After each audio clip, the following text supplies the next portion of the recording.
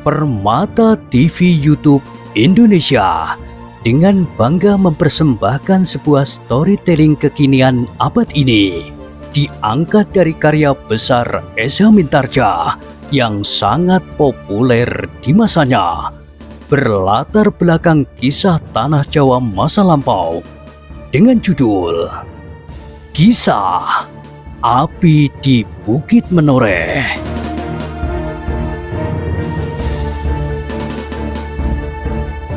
Pada kesempatan yang sangat baik ini, kita masuk pada episode yang ke-631. Selamat menikmati.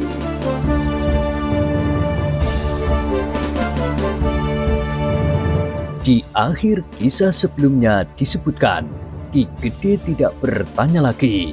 Ia pun langsung berlari masuk ke dalam rumahnya. Meskipun kakinya agak mengganggunya, tetapi desakan ketegangan di hatinya mendorongnya untuk berlari cepat sekali. Dalam pada itu, Ki Waskita tidak menunggu Ki Gede lagi. Ia pun memiliki obat penawar bisa. Betapapun tajamnya bisa itu, tetapi ia tidak sempat mengatakannya. Karena itulah, maka ia pun segera berlari pula, turun ke halaman sambil bertanya, "Di manakah Pandanwangi sekarang?" "Di bawah rumpun bambu di belakang." Ki Waskita tidak menunggu lagi.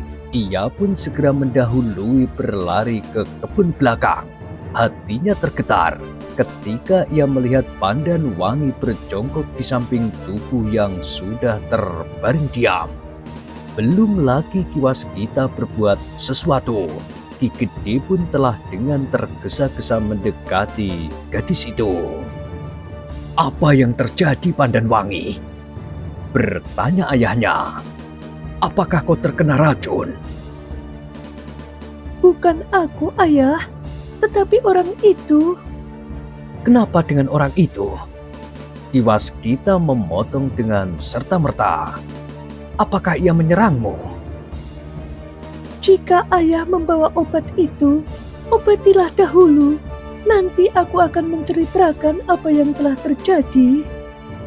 Ternyata Ki Waskita tidak mendahuluinya, karena Ki Gede pun ternyata telah membawa pula. Maka dibiarkannya Ki Gede mencoba mengobati orang yang terbaring itu.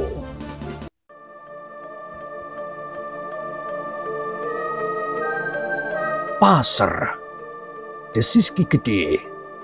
"Iya, ayah." Ki Gede membuka baju orang itu dan mengamati lukanya setelah pasar beracun itu dicabutnya. Tampaklah wajah Ki Gede berkerut-merut. Sejenak dipandanginya wajah Ki Waskita yang tegang. Agaknya keduanya mempunyai pendapat yang sama, bahwa racun yang terdapat di ujung pasar itu sudah bekerja dengan cepatnya. Di sekitar luka yang sangat kecil itu nampak warna merah kehitam-hitaman, sementara beberapa bintik merah telah tumbuh di bagian perut dan lehernya. Tetapi keduanya tidak mau membiarkan korban ini mati tanpa berusaha apapun juga. Karena itu, maka dengan tergesa-gesa, Ki Gede pun menaburkan obatnya pada luka itu. Orang itu menyeringai menahan sengatan rasa panas pada luka itu. Namun kemudian ia pun menggeleng lemah. "Tidak ada gunanya, Ki Gede. Obatku mulai bekerja. Kau merasakan panas itu?" "Iya, tetapi racun itu telah melumpuhkan segenap tubuhku. Aku tidak akan mampu disembuhkan lagi. Karena itu, biarlah aku minta diri. Kematian bukan lagi dapat menghantui aku." "Tenanglah, dan cobalah membantu peredaran obatku menyusuri urat nadimu yang telah dijamah oleh bisa itu." Orang itu menggeleng lemah.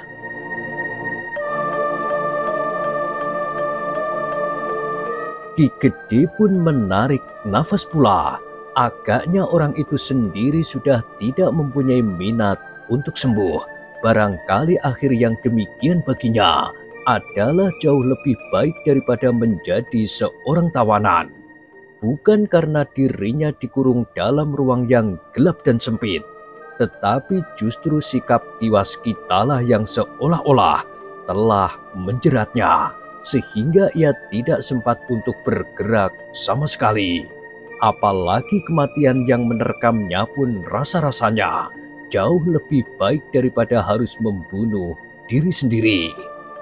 Tetapi ternyata obat Ki Gede bekerja juga pada tubuhnya. Perlahan-lahan, namun agaknya baik Ki Gede Menoreh maupun Ki Waskita menyadari bahwa obat itu hanyalah sekedar menunda kematian saja. "Apakah kau tidak dapat mengatur pernafasanmu lebih baik?" bertanya Ki Waskita. "Cobalah bernafas dengan teratur. Tekanlah urat-urat darahmu agar obat penawar racun ini dapat bekerja sebaik-baiknya."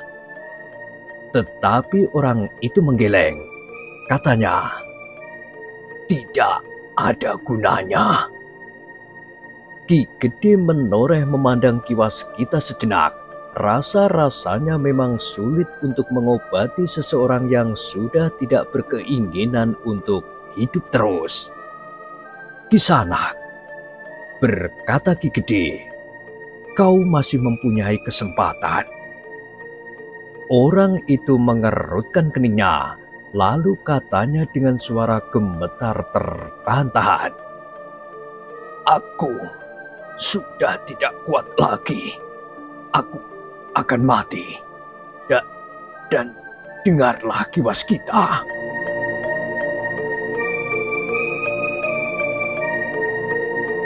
Ki Waskita bergeser mendekat. Aku tidak tahu pasti apa yang kau kehendaki.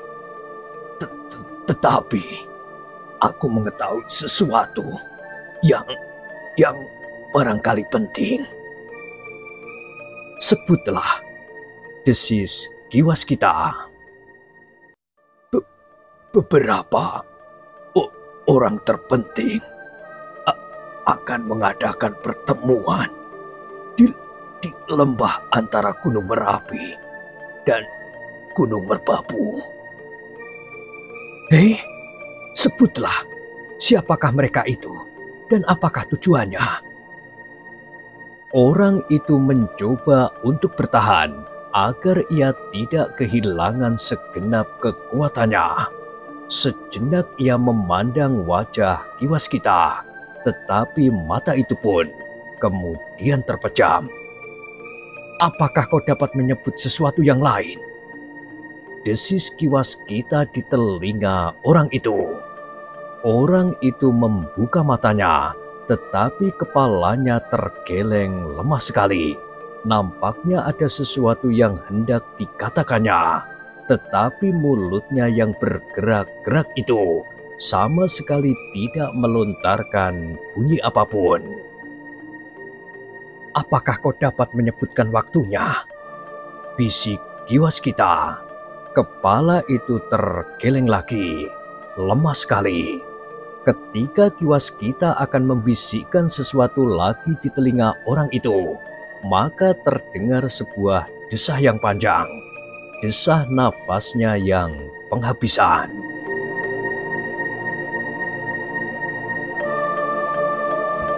Ki Waskita pun menarik nafas dalam-dalam. Di luar sadarnya ia bergumam, ia meninggal setelah ia mencoba melepaskan himpitan yang memepatkan dadanya. Tetapi memang tidak banyak yang diketahuinya. Ia adalah orang yang berada di jenjang yang paling bawah, namun yang disebutnya agaknya sesuatu yang sangat penting. Ki Gede mengangguk-angguk. Katanya, "Tentu ada hubungannya dengan kedua pusaka yang terpisah itu." Ki Waskita pun mengangguk pula.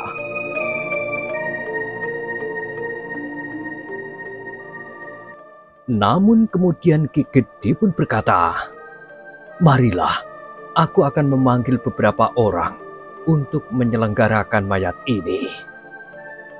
Di luar juga ada sesosok mayat. Desis Pandanwangi.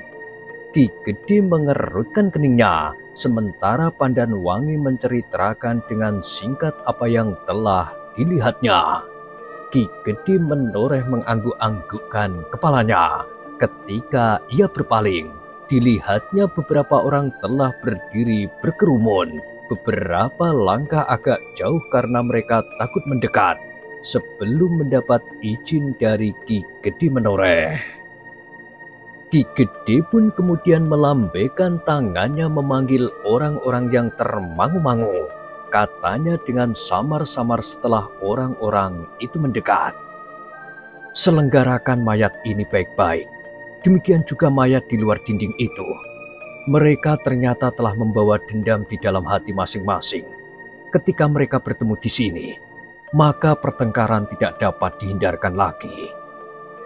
Orang-orang itu mengangguk-angguk. Semua kebutuhan bagi penguburan kedua mayat itu akan aku cukupi, berkata Ki Gede. Nah, lakukan secepatnya. Ki Gede dan Ki Waskita pun kemudian meninggalkan kebun itu kembali ke pendopo. Sementara orang-orangnya sibuk menyelenggarakan kedua sosok mayat itu. Pandanwangi telah memusnahkan pasar beracun dengan membakarnya di sudut kebunnya dan menaburinya dengan penawarnya. Namun pada itu, terasa betapa tatapan mata orang-orang seisi rumahnya seakan-akan tertuju kepadanya.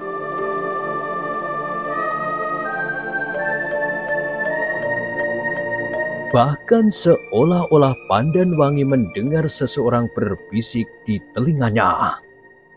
Sayang, Pandanwangi, menjelang hari-hari perkawinanmu, halaman rumah ini ditandai dengan kematian dan tetesan darah. Pandanwangi tiba-tiba telah diraba oleh kecemasan. Meskipun demikian, ia mencoba menghentakkan perasaannya sambil menggeram. Tidak, sama sekali tidak ada hubungan apapun antara kematian itu dengan hari perkawinanku. Namun demikian, kadang-kadang terasa bulu-bulunya meremang. Bahkan kemudian Pandanwangi telah memasuki biliknya dengan hati yang dibebani oleh 1000 pertanyaan dan teka-teki. Di pendopo Ki Waskita berdesis, "Maaf Ki Gede, bukan maksudku untuk membuat keributan di sini. Maksudku membawa orang itu semata-mata karena ada harapan bagiku untuk mengetahui serba sedikit tentang gerombolan yang menarik hati itu. Aku telah mencoba mengikatnya dengan sikap yang baik, bukan dengan kekerasan dan ancaman. Agaknya usahaku berhasil, tetapi ternyata bahwa kawan-kawannya telah menyusulnya dan membunuhnya. Bahkan hampir saja Pandanwangi menjadi korbannya pula. Seandainya Pandanwangi adalah gadis biasa, maka aku kira persoalannya akan menjadi berkepanjangan, karena ia tentu tidak akan berhasil mengelakkan diri dari patukan pasar itu." "Sudahlah Ki Waskita," berkata Ki Gede menoreh. "Tentu bukan maksud Ki Waskita untuk membuat kesan yang agak kurang baik menjelang hari-hari perkawinan." Ia berhenti sejenak, lalu katanya, "Tetapi meskipun demikian Ki Waskita, aku adalah orang tua yang terombang-ambing oleh sikap yang ragu-ragu. Ternyata aku masih harus bertanya kepada Ki Waskita, apakah peristiwa ini dapat menjadi suatu isyarat bagi masa depan Pandanwangi?" "Oh, tidak, tentu tidak ada hubungannya sama sekali," jawab Ki Waskita tegas. "Peristiwa ini sama sekali tidak akan berpengaruh buruk maupun baik atas masa depan Pandanwangi. Tetapi yang jelas, peristiwa ini berpengaruh buruk sekarang karena menumbuhkan kengerian dan barangkali juga ketakutan di antara isi rumah dan bahkan padukuhan induk ini. Ki Gede menoreh mengangguk-angguk. Katanya, "Bagiku, Ki Waskita adalah orang yang memiliki kelebihan, bukan saja olah kanuragan, tetapi juga penglihatan bagi masa depan. Karena itulah aku mengharapkan sedikit bayangan bagi masa depan itu."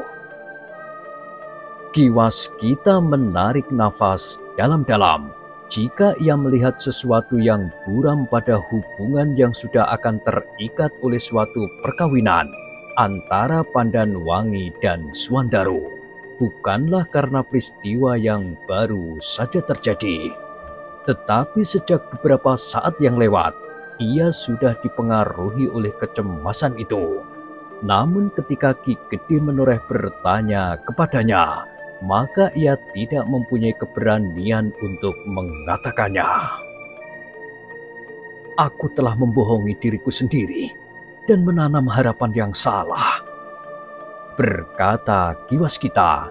Namun ia tetap tidak mempunyai keberanian yang cukup untuk berterus terang.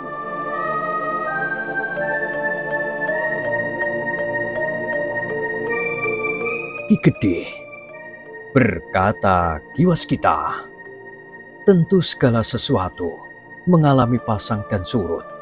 Demikian juga masa-masa depan Pandanwangi dan Suwandaru. Nampaknya ada kalanya pasang, tetapi ada kalanya surut.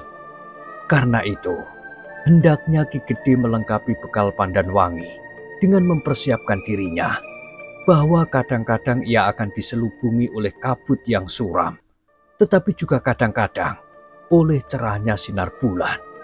Dengan demikian, Pandanwangi tidak akan terkejut apabila ia pada suatu saat mengalami kesulitan di dalam rumah tangganya, seperti kesulitan yang ada di setiap rumah tangga yang lain. Karena bagiku, setiap orang tentu mempunyai persoalannya masing-masing, tetapi juga dengan kemampuan masing-masing untuk mengatasinya. Apalagi bagi mereka yang mempunyai tuntunan hidup dalam hubungannya dengan Yang Maha Pencipta." Ki Gede mengangguk-anggukkan kepalanya, tetapi ia terdiam sejenak. Justru sekilas terkenang kesulitan-kesulitan yang pernah dialaminya di dalam perjalanan hidup berumah tangga. Ia pun pernah mengalami sesuatu yang hampir membuatnya gila, apalagi setelah si Danti lahir. Gelombang yang melanda keluarganya benar-benar akan menelan dan menenggelamkannya ke dasar lautan putus asa. Tetapi untunglah bahwa permohonannya yang tidak henti-hentinya kepada Yang Maha Agung untuk mendapatkan petunjuk dan ketenangan akhirnya dikabulkannya. Ki Waskita melihat kilasan kenangan di wajah Ki Gede. Terasa sesuatu berdesir di hatinya. Sebagai kadang yang meskipun bukan lagi kadang dekat, Ki Waskita pernah juga mengetahui apakah yang telah terjadi. Apalagi setelah si Danti terbunuh dan hubungannya yang kemudian menjadi akrab dengan Kiai Gringsing dan Ki Sumangkar, maka pengetahuannya tentang Ki Gede menoreh menjadi semakin terang. Di usia dewasanya, si Danti benar-benar telah membuat Ki Gede terancam. Bukan saja kedudukannya, tetapi juga nyawanya. Bahkan Ki Argojoyo pun telah melibatkan dirinya pula, berkata Ki Waskita di dalam hatinya. Lalu katanya, apakah kepahitan hidup itu masih harus diwariskannya pula kepada Pandanwangi? Ki Waskita menarik nafas dalam-dalam, tetapi ia tidak berusaha mematahkan kenangan Ki Gede menoreh yang terasa betapa pahitnya.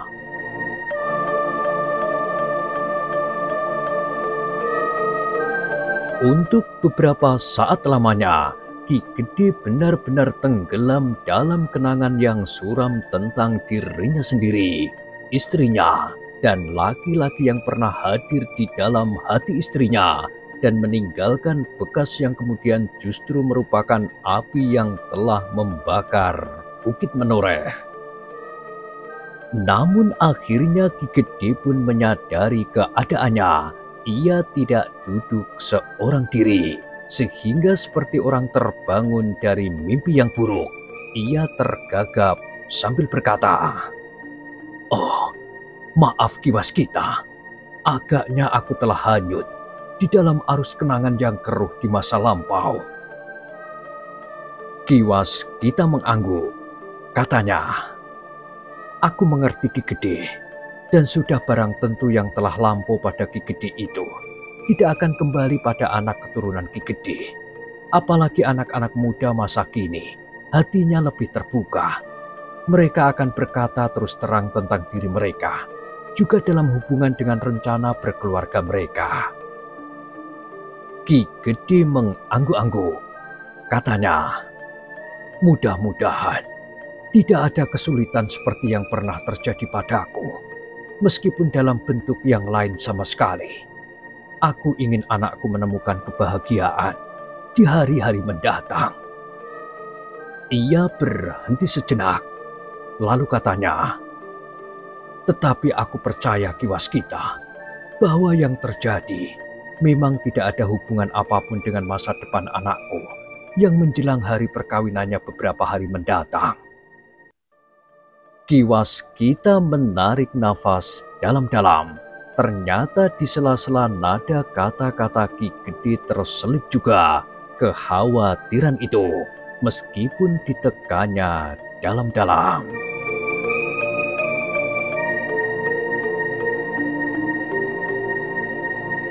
Demikianlah pada hari itu, keluarga Ki Gede yang sedang sibuk mempersiapkan hari-hari perkawinan Pandan Wangi itu telah diselingi dengan kesibukan yang sama sekali tidak mereka sangka-sangka.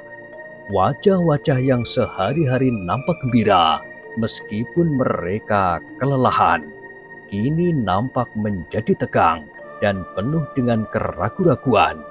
Bahkan wajah Pandan Wangi sendiri telah menjadi asing. Kedua mayat itu tidak ditempatkan di pendopo, tetapi digandok sebelah kiri. Pada saatnya maka kedua sosok mayat itu pun telah diusung ke tanah pekuburan, diiringi oleh beberapa orang keluarga Ki Gede dan tetangga dekat. Namun demikian agaknya kematian dua orang itu benar-benar telah menggemparkan tanah Perdikan Menoreh, karena sebagian dari penghuninya menjadi sangat terpengaruh karenanya. Seolah-olah perkawinan Pandan Wangi telah didahului oleh sebuah pertanda yang buram.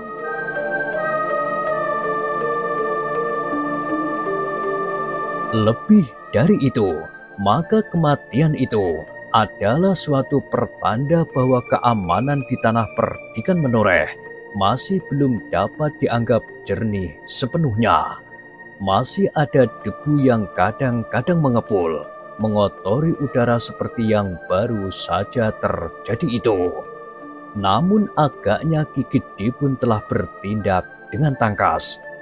Apalagi Ki Gede tahu dengan pasti apakah yang sebenarnya telah terjadi, bahwa kedua orang yang mati itu adalah dua orang dari lingkungan sekelompok yang mempunyai kekuatan yang harus diperhitungkan. Selain kedua orang itu, 3 orang yang lain telah terbunuh pula oleh Ki Waskita di ujung tanah Perdikan Menoreh itu pula. Demikian upacara penguburan itu selesai, maka di pendopo rumah itu telah berkumpul beberapa orang pemimpin tanah Perdikan Menoreh. Kepada beberapa orang penting itu, Ki Gede tidak dapat menyembunyikan keadaan yang sebenarnya. Bahkan ternyata di antara mereka terdapat Pandan Wangi. "Bagimu Pandan Wangi," berkata Ki Gede, "adalah lebih baik mengetahui keadaan yang sebenarnya daripada kau harus mereka-reka hubungan antara peristiwa itu dengan hari-hari perkawinanmu. Bagi ketenangan hatimu menjelang hari-hari perkawinanmu, lebih baik kau mengerti bahwa tanah perdikan Menoreh telah dijamah oleh beberapa orang penjahat yang mempunyai lingkungan yang agak kuat daripada kau harus membayangkan, seolah-olah yang terjadi adalah pertanda buruk dari perkawinanmu. Pandan Wangi menarik nafas dalam-dalam. Ternyata keterangan ayahnya itu dapat dimengertinya, dan ia tidak perlu lagi berteka-teki atas peristiwa yang telah terjadi itu, yang sebenarnya lah telah dihubungkannya dengan hari-hari perkawinannya. Yang harus kita lakukan sekarang adalah meningkatkan pengawasan di seluruh tanah perdikan Menoreh, berkata Ki Gede, bukan merenung dan membayangkan isyarat apakah yang telah terjadi itu.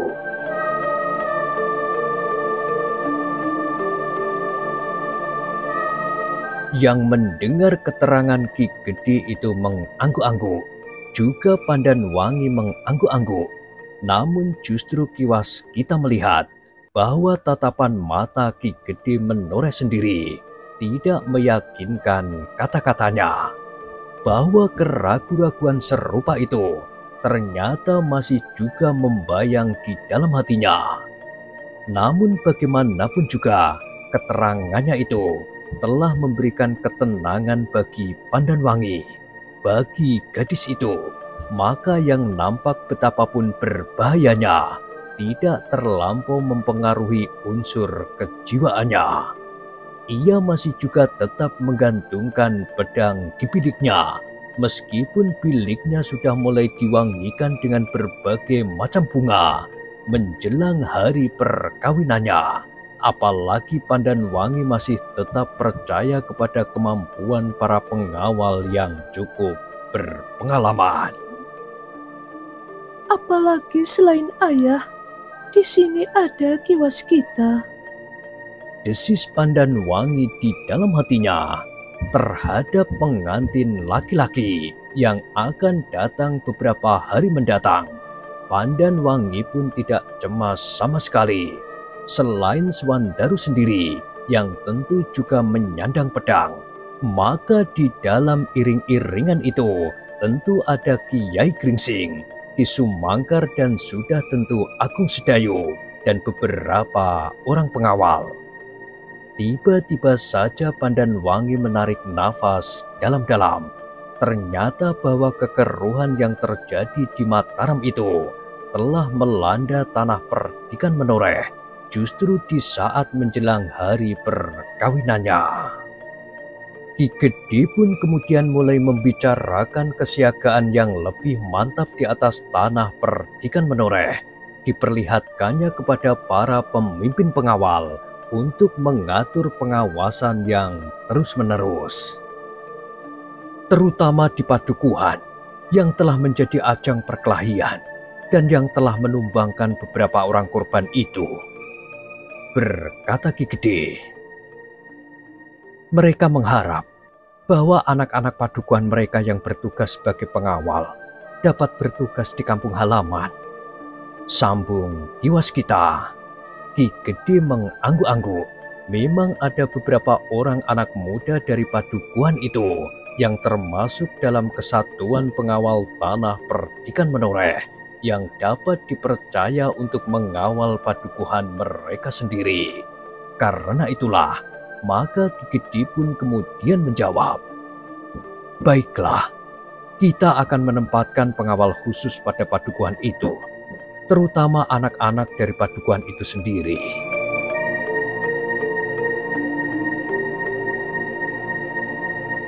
Demikianlah, maka sejak saat itu, pengawalan di tanah perdikan Menoreh nampak menjadi semakin meningkat, meskipun tidak mengejutkan. Gelombang pengawasan keliling menjadi semakin sering dilakukan, dan gardu-gardu peronda menjadi semakin banyak ditunggui oleh anak-anak muda. Alat-alat yang dapat memberikan tanda-tanda bahaya disempurnakan. Setiap gardu tidak saja disediakan sebuah kentongan, tetapi juga panah-panah sendaren dan panah api di malam hari. Selain kesiagaan para pengawal, maka anak-anak muda di setiap padukuhan seolah-olah telah dipersiapkan pula untuk menghadapi segala macam kemungkinan. Bahkan bukan saja yang bertugas ronda yang hadir di gardu perondaan di malam hari, tetapi gardu-gardu itu seolah-olah telah menjadi tempat untuk saling bertemu, bergurau dan kadang-kadang berbantah. Namun dengan demikian, padukuhan-padukuhan serasa menjadi semakin hidup di malam hari. Di setiap mulut lorong yang memasuki setiap padukuhan, terdapat gardu-gardu di dalam regol. Gardu-gardu yang rusak telah diperbarui, sedangkan yang memang belum ada gardunya segera dibuat oleh anak-anak muda di sekitar regol padukuhan itu.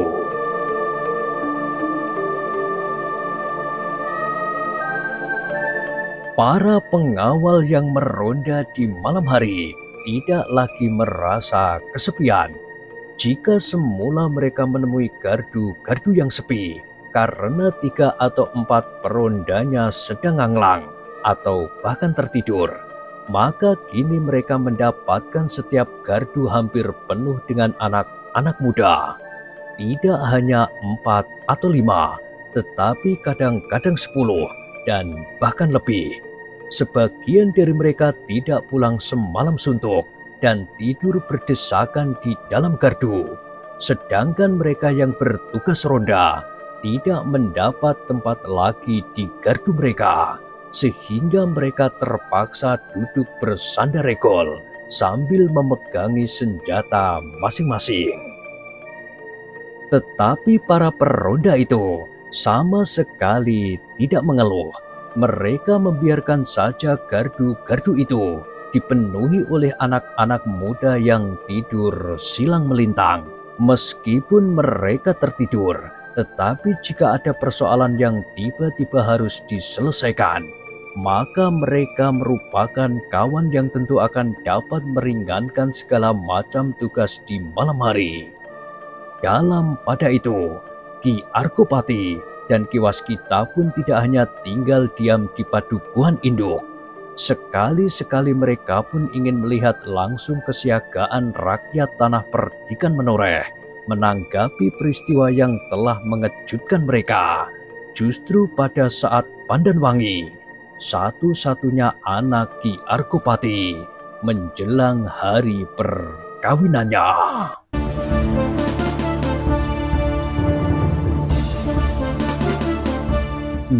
Nah, bagaimanakah kisah selanjutnya? Silakan ikuti terus kisah Api di Bukit Menoreh pada kesempatan berikutnya. Sampai jumpa.